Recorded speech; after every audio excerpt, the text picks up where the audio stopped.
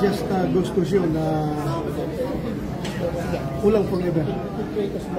That's the reality sa vision. Anytime you can be relieved. So, you have to be ready.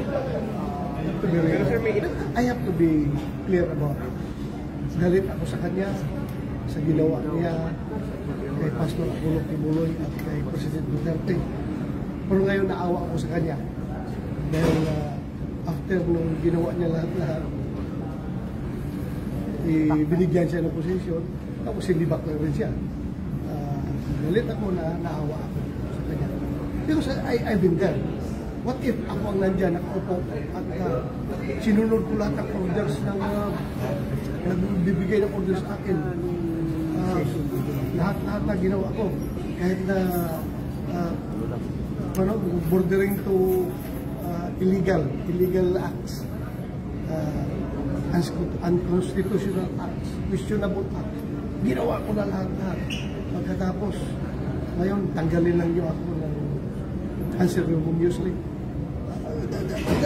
That's my opinion as a former chief NP. Ganun yung feeling ko. But then, it doesn't erase na talagang masama ang loob ko niya sa kanya, sa ginawa niya ako pa ni Pastor Kibuloy at panahon ni President Duterte yung ginawa niya. Masama ang loob ko sa kanya. But right now, naawa ako sa kinalalagyan. Ano na daw masama loob yun? Until now, sir, masama loob? Yes! Hanggat hindi may palit si Pangulong Duterte, masama ang loob ko. Kahit na may palit, dahil ginawa yun eh. Sir, kahit nag-meet kayo nung, kahit humingi siya ng payo sa inyo nung nakaraan? Well, I had to be professional. I am the chairman of the Senate Committee on Public Order and Dangerous Drugs. I have the oversight function over the law enforcement community.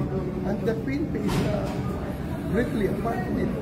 So we have to be civil, to be professional. Kung kaharap ko sila, kahit nagalit ako, masama ang loob ko, I have to deal with them professionally.